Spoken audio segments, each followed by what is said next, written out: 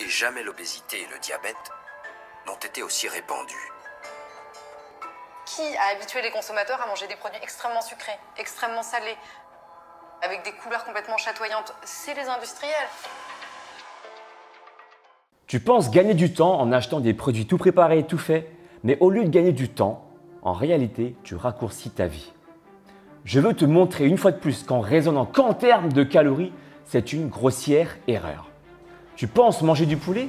En réalité, tu manges autre chose. En tout cas, on voit que la viande comme telle, elle ne se tient pas. Là, on ne peut pas faire un cordon bleu. Vous allez l'agglomérer, c'est ça? Je vais prendre des fibres de blé. Là, on a complètement mixé, donc on a un peu explosé toutes les cellules. Donc à la cuisson, on va essayer de recapter l'eau pour pas que ça soigne dans le produit. Le verdict du microscope est cruel. Même quand l'emballage annonce 100% filet, la plus longue fibre musculaire ne mesure qu'un demi-centimètre. Là, il n'y a pas de filet, c'est vraiment des fragments de viande qui sont à l'intérieur. L'os apparaît aussi en bleu. Là, il y en a énormément. Donc, sous la dent, ça croustille. Ça croustille grâce aux os, au cartilage. Dans notre cordon bleu, il y a du blé pour faire tenir la viande, du dextrose, des protéines de soja, des additifs pour faire couler notre fromage. Petit à petit, le mécano s'assemble. Avant de continuer la vidéo, j'aimerais mettre les choses au clair. Je ne fais pas cette vidéo pour te dégoûter de la nourriture.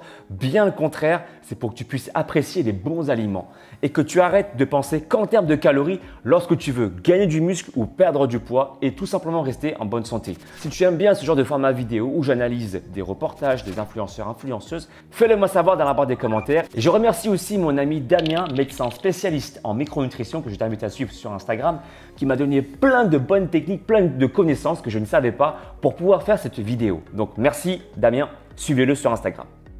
Comme tu l'as vu dans le titre de ma vidéo, on va analyser, comparer le cordon bleu industriel avec le cordon bleu diététique fait maison. D'accord? C'est parti pour l'analyse. Cordon bleu industriel, voici ce qu'il y a dedans et vous allez être surpris. Je vais prendre 50-50 d'ailes et de cuisses pour faire un mélange à peu près plus homogène. Celle-là va amener un peu de gras, un peu de peau pour donner plus de goût. En tout cas, on voit que la viande comme telle, elle ne se tient pas. Là, on ne peut pas faire un cordon bleu avec une viande... Ah non, on ne peut pas faire.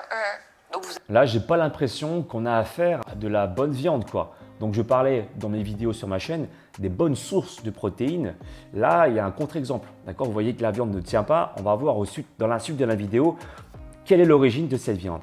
Vous allez l'agglomérer, c'est ça? Je vais prendre des fibres de blé que je vais venir ajouter. Ça va être pour garder l'humidité, parce que là, dans la viande, l'eau, elle est contenue dans les cellules. Là, on a complètement mixé, donc on a un peu explosé toutes les cellules. Donc à la cuisson, on va essayer de recapter l'eau pour pas que ça soigne dans le produit. Donc là, on va prendre du dextrose, qui est un sucre, qu'on va venir ajouter en complément des fibres de blé. Donc il y a du sucre dans la viande. C'est ça. Donc, on parlait avec mon ami Damien, donc médecin spécialiste en micronutrition, qui avait du sucre caché même dans les protéines. Voilà, vous avez un exemple concret qui sert en fait à rendre de la texture à la viande pour pas qu'elle s'émiette facilement. Donc, on rajoute ici du dextrose avec des fibres de blé. Pour tous ceux qui sont intolérants au gluten, c'est pas top déjà. Il faut savoir que dans le blé, vous allez trouver aussi beaucoup de gluten. Je ne suis pas totalement contre le gluten. Un petit peu à petite dose, ça ne fait pas de mal. Mais là, entre autres, pourquoi rajouter du gluten dans de la viande alors qu'on pourrait éviter de faire ça? C'est aussi pour capter l'eau et faire qu'on ait une viscosité plus importante. Et donc, en dernier, je vais ajouter aussi des protéines. Protéines de soja. Reste bien jusqu'à la dernière seconde de la vidéo, tu vas apprendre plein de choses choquantes et intéressantes. On va voir au microscope la viande qui nous propose ici. Tu vas voir, ça va te choquer. Pour comparer, nous passons au four une viande avec additifs et une viande sans. Sans additifs, c'est beaucoup plus friable. Celle-ci, elle va plus vite se casser là si vous appuyez. Oui, Elle va être plus résistante. Ça va mieux mimer l'escalope. Et elle se tient, elle a retrouvé une texture de viande en fait. Alors, en fait, ils ont rajouté ici deux additifs. Si on s'amuse à regarder de plus près, qu'est-ce qu'ils ont mis comme additif? On pourrait constater ici, je te le montre ici en superposition, qu'ils ont rajouté de l'E407 et du E452. Je te le montre ici. Quand on s'amuse à regarder Les caractéristiques du produit. On descend et on voit, donc là c'est le produit, un cordon bleu. Ça a l'air à première vue, d'accord, hyper appétissant. On voit que le fromage fond, la chapelure a l'air bonne, la viande a l'air bien rosée, bien bonne. Dinde, c'est précisé, d'accord. Et quand on descend un peu plus loin, en bas de la page, on voit les additifs. Donc ils ont rajouté ici le 407 et E452. Tu le vois à droite de l'image, c'est marqué risque élevé de surexposition. Donc quand on clique sur risque élevé de surexposition, voilà ce qu'on peut trouver. Des scientifiques ont été amenés à se poser de sérieuses questions sur la toxicité de cet additif dans l'alimentation. Il a été démontré des cas d'inflammation intestinale, des ulcérations, des trous en fait, voilà, des trous, et des coliques en ajoutant cet additif alimentaire dans l'eau de boisson. Vous imaginez? La viande tient mieux, mais à quel prix encore une fois? Ces additifs sont des émulsifiants, des épaississeurs qui permettent à la viande de ne pas s'émietter, donc de garder leur forme un peu solide. D'autres défauts supplémentaires non négligeables. Ils sont aussi pro-inflammatoires, je remercie d'ailleurs mon ami Damien de me l'avoir informé, peut poser potentiellement des problèmes sur le système endocrinien. Avec des termes plus simples, ça veut dire que vous pouvez avoir des problèmes pour la synthèse d'hormones comme par exemple la testostérone, comme l'hormone de croissance et même les catécholamines, noradrénaline et adrénaline qui sont, comme je le précise souvent sur ma chaîne, très intéressantes pour pouvoir déstocker du gras. Donc, vous imaginez, si votre production de testostérone, d'hormone de croissance, elle n'est pas fonctionnelle, elle n'est pas optimale, vous pouvez donc potentiellement du coup ralentir votre prise de masse musculaire, voire même la freiner. Pro-inflammatoire, ça veut dire que pour des personnes qui pratiquent beaucoup de sport, vous risquez d'avoir des problèmes au niveau des tendons, au niveau de vos articulations, de vous faire arrêter le sport et de vous blesser beaucoup plus facilement. Et pire encore, des maladies cardiovasculaires qui touchent donc à votre santé. Là, c'est pas top du tout. Ça peut même toucher la sécrétion d'insuline. Si votre production d'insuline elle est déréglée, ça veut dire que vous pouvez stocker du gras plus facilement ou à l'inverse, ne pas pouvoir stocker les calories nécessaires pour votre corps. Car l'insuline, précisons-le, est une hormone de stockage aussi bien pour amener les nutriments dans vos cellules de façon saine, mais sécréter de façon trop importante, donc si c'est déréglé, eh bien ça peut également vous faire stocker du gras inutilement. Vous imaginez du coup les conséquences non négligeables sur votre corps s'il y a un problème sur le système endocrinien à cause des additifs. Du microscope est cruel. Même quand l'emballage annonce 100% filet, la plus longue fibre musculaire ne mesure qu'un demi-centimètre. Quand on voit filet, on pourrait s'attendre à des gros morceaux de viande en bouche. Mais d'un point de vue histologique, là, il n'y a pas de filet, c'est vraiment des fragments de viande qui sont à l'intérieur, qui sont enchevêtrés, liés avec différents gélifiants et différents épaississants. Quand je vous disais que tout n'est pas qu'une question de calories, là par exemple dans l'emballage, vous voyez voilà 100% filet, une source de protéines intéressante. En fait, finalement, vous voyez que les fibres musculaires sont complètement pétées. Quand je vous parlais sur ma chaîne de la dénaturation de la protéine, on est clairement dedans. Ce n'est pas de la viande de bonne qualité, la viande s'émiette facilement. Sur votre calcul, vous allez voir, voilà, je sais pas moi par exemple 24 grammes de protéines. En réalité, ces protéines-là ne seront pas bien assimilables par votre corps, pour toutes ces raisons-là évoquées. Et les industriels de la viande vont encore plus loin. Voici de la viande séparée mécaniquement, VSM.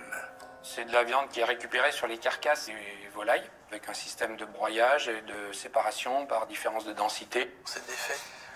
Voilà, donc ça, c'est de la viande, on va dire, totalement déstructurée.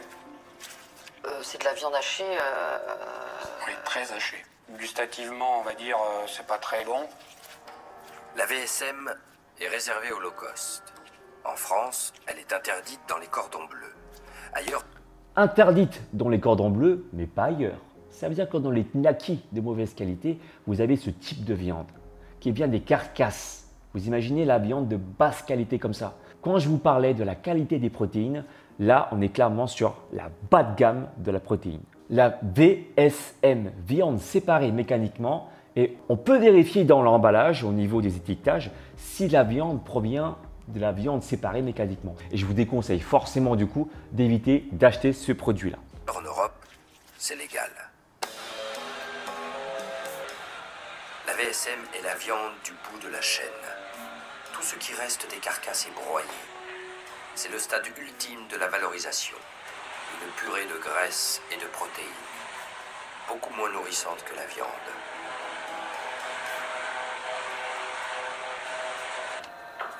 microscope, la VSM apparaît comme un patchwork.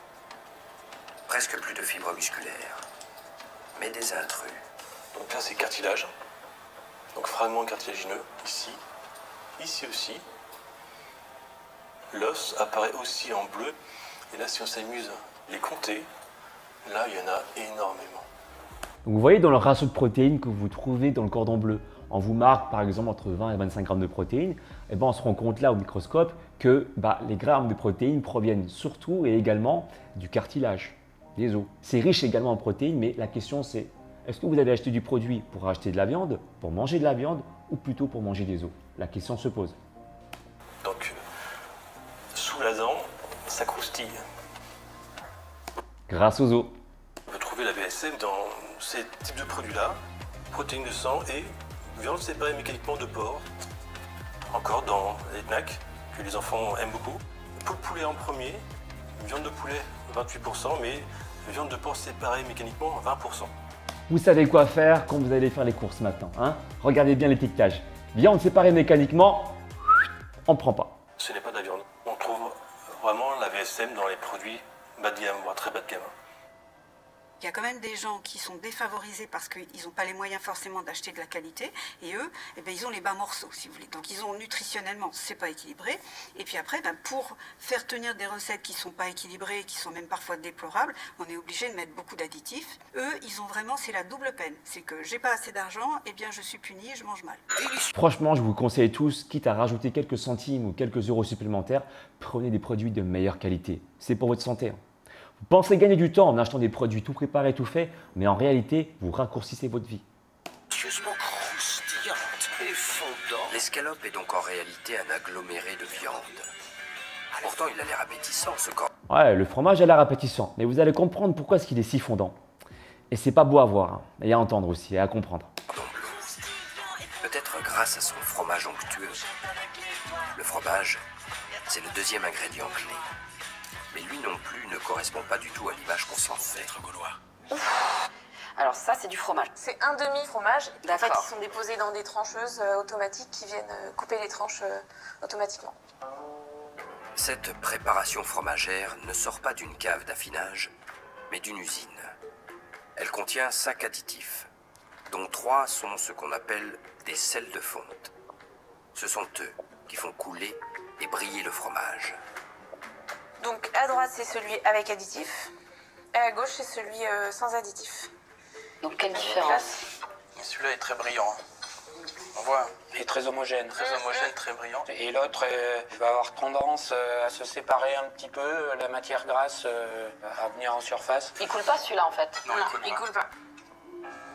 Le consommateur, il s'attend à ça. Comme Comme Bah oui. une raclette. Ça donne plus d'envie. L'un des sels de fonte pose problème. Le E452, un polyphosphate. Il augmenterait le risque de maladies cardiovasculaires. Et aussi, on l'a vu tout à l'heure, souviens-toi, ici, E452, risque élevé de surexposition qui favorise les maladies cardiovasculaires, mais aussi pro-inflammatoires. Ça peut freiner, ça peut créer plein de problèmes sur ton système endocrinien. Finalement, le fromage fond grâce à un additif qu'on appelle E452, un sel de fonte, qui permet au fromage d'avoir un aspect dégoulinant, fondu, qu'on apprécie. Mais à quel prix, encore une fois? Au prix de ta santé? No way. Les polyphosphates font partie de Font partie des additifs sur lesquels on se pose des questions. Donc effectivement, si on peut les enlever et c'est possible, il faut les enlever. Et c'est pas encore terminé, on n'est pas au bout de nos surprises. Écoutez bien jusqu'au bout de la vidéo et ne vous inquiétez pas, je terminerai avec une note sucrée à la fin pour vous apporter des solutions concrètes. Notre cordon bleu, il y a du blé pour faire tenir la viande, du dextrose, des protéines de soja, des additifs pour faire couler notre fromage. Petit à petit, le mécano s'assemble. Vous imaginez plus de 30 ingrédients pour créer ce cordon bleu. Alors qu'à la maison, si vous le faites, vous n'avez pas autant d'ingrédients. Vous n'avez pas besoin de tout ça. Tous ces additifs qui peuvent potentiellement vous causer des problèmes de santé. Et en plus, le dextrose. Pourquoi rajouter du sucre dans de la viande? Ça permet à la viande d'être plus solide, mais il faut savoir que le dextrose est synthétisé à partir du maïs. assimilation très rapide du sucre dans le sang. Donc, le pancréas va être chatouillé beaucoup plus, il va sécréter beaucoup plus d'insuline que d'habitude. Trop d'insuline égale stockage de graisse. L'équation est simple. Les gens ont tous perdu le bon sens parce qu'ils se sont fait enfariner par des publicités. Quand on vous dit qu'il faut manger des céréales le petit déjeuner, vous retenez le mot céréales. Vous voyez le champ de blé blond qui flotte en été. Mais non, c'est pas ça. C'est de l'amidon de céréales qui a été rebricolé, du sucre, du truc, du machin, extrudé. Donc ça veut dire 2 fois cuite, sous pression. Vous voyez les céréales là-dedans, il n'y a plus de céréales là-dedans. Là, ce que vous donnez, c'est du sucre. Alors appelons les choses par leur nom. Si vous dites que c'est des croquettes, là, c'est plus clair. En fait, là, elle parle de la chapelure. Effectivement, on peut penser que ça vient de la farine de blé, donc on peut penser au blé, comme elle le dit, voilà, qui bouge avec le vent comme ça. En réalité, il est tout autre. On parle ici d'amidon de blé. Qu'est-ce que c'est exactement? Si on prend l'exemple du grain de blé, comme représenté sur l'image de gauche, tout à gauche, eh bien, il faut d'abord décortiquer l'enveloppe, donc tu perds déjà toutes les fibres, d'accord? Et en fait, l'amidon est contenu dans l'amande, dont il est le constituant principal, et cette dernière renferme en fait la partie protéique du grain qu'on appelle le gluten. Donc, l'amidon de blé est extrêmement riche en gluten. Je ne dis pas qu'il faut absolument éviter à 100% toujours le gluten, mais si on peut l'éviter, c'est mieux, car ça peut causer des problèmes au niveau de ta paroi intestinale, des porosités, ça peut créer des trous, ça peut créer des problèmes de ballonnement, ça peut créer des problèmes aussi cardiovasculaires, car il y a des substances qui ne sont pas censées passer dans le sang, mais ça passe car tu as de la porosité, des trous au niveau de ton intestin. Et du coup, ces nutriments-là qui ne sont pas censés passer, qui sont censés être filtrés, passe dans le sang et ça peut créer des problèmes de maladies cardiovasculaires, de la fatigue incomprise et tout ça. Il fallait trouver un nom à notre cordon bleu. Ce sera cordon mieux. Là, on voit toutes les mentions. Le packaging, c'est un jeu de Tetris. En fait, il faut rentrer au chausse-pied un peu toutes les informations et puis essayer d'avoir une bonne hiérarchie. Alors, ce qui est marrant, parce qu'ils disent sans huile de palme. Il n'y a jamais eu d'huile de palme dans un cordon bleu. Les informations essentielles sont ici. Les ingrédients apparaissent par ordre décroissant de poids. Ici, le principal est la viande de poulet. Notre cordon mieux s'affiche comme source de protéines. Une évidence pour un produit à base de viande. Ouais. Il se déclare aussi sans huile de palme. Notre cordon bleu, je pense qu'il n'a jamais eu d'huile de palme. Sur certains packs, on voit des mentions comme sans gluten sur des produits qui n'ont jamais eu de gluten. Comme à une certaine époque, on voyait sans parabènes partout, alors que certains produits n'avaient de toute façon pas besoin de parabènes. De laisser penser qu'on aurait fait évoluer une recette, alors qu'en fin de compte, on se dit juste que non, il n'y a pas un ingrédient qu'il n'y a jamais eu dans la recette, c'est pas sérieux. Je dis souvent, moi, qu'il faut mieux faire ses courses par derrière. Vous prenez votre emballage et tout de suite vous regardez derrière. Ne tenez pas compte de ce qu'il y a mis devant. Regardez derrière la liste des ingrédients. Et là, vous savez tout. La face principale comporte tout de même un logo utile pour le consommateur. Ouais, tout de même utile. Faut prendre les choses avec les pincettes, parce que là, pour le coup, Nutri-Score, c'est alors qu'en fait, vous l'avez vu, il y a des additifs. À voir, à prendre avec les pincettes, mais il y a une solution plus concrète pour déterminer la qualité d'un produit et ça, il faut remercier Yuka. Vous allez voir. On va dire dans les 50, peut-être moins. Verdict. C'est une application qui permet de détecter une note sur 100 d'un produit en fonction de sa dénaturation des protéines, s'il est trop salé, si le produit il est bio, s'il contient trop de pesticides, trop d'additifs, bref. C'est une application que je vous invite à télécharger, Yuka, pour déterminer la qualité d'un produit lorsque vous allez faire des courses. Regardez là par exemple la note attribuée à ce cordon bleu grâce à Yuka. Yuka attribue un médiocre 33 sur 100 à notre cordon mieux. Pourquoi Parce que il est un peu trop calorique, il a un peu trop de graisse saturée, il est très salé, il perd 6 points en sel.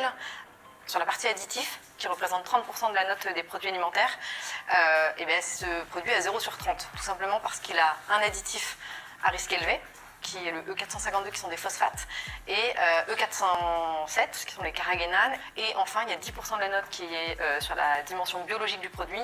Ce produit n'est pas bio, et donc il a 0 point sur les 10 points attribués à la dimension biologique.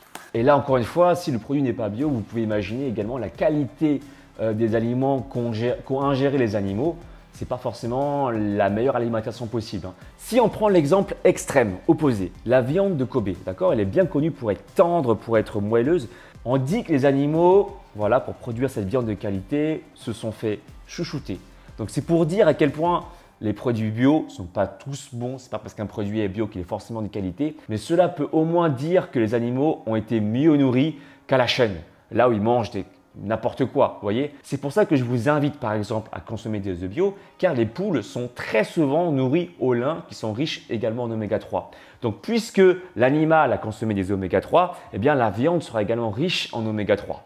Les 3/4 des industriels de l'agroalimentaire aujourd'hui, des gros industriels de l'agroalimentaire, ont revu un certain nombre de produits grâce à Yuka. Cette gamme de soupe, par exemple, elle a été reformulée, donc elle a été complètement revue, c'est-à-dire qu'ils ont supprimé les arômes artificiels, ils ont réduit le taux de sel, ils ont supprimé le sucre, parce qu'il y avait du sucre dans cette soupe, et ils ont enrichi en légumes. C'est un effort dans la bonne direction, doublé d'un argument marketing. Avant, on avait tous ces ingrédients. Donc le passage en clean, on a enlevé ça. Sur glucose. On a enlevé les sels de fonte et les carragénanes du fromage. On a gardé juste de l'amidon qui est présent dans le fromage clean. Et ensuite dans la viande, donc on est passé de cette viande hachée là à de l'escalope de dinde. Ouais, c'est mieux. Du coup, on peut enlever les fibres et les protéines de soja, ou on peut garder un peu de dextrose pour faire le liant, parce que si on a des structures un petit peu, ce sera plus facile à former d'un point de vue industriel. On a changé de blanc de dinde fumée aussi, qui est mon additif. Donc 1, 2, 3, 4, 5.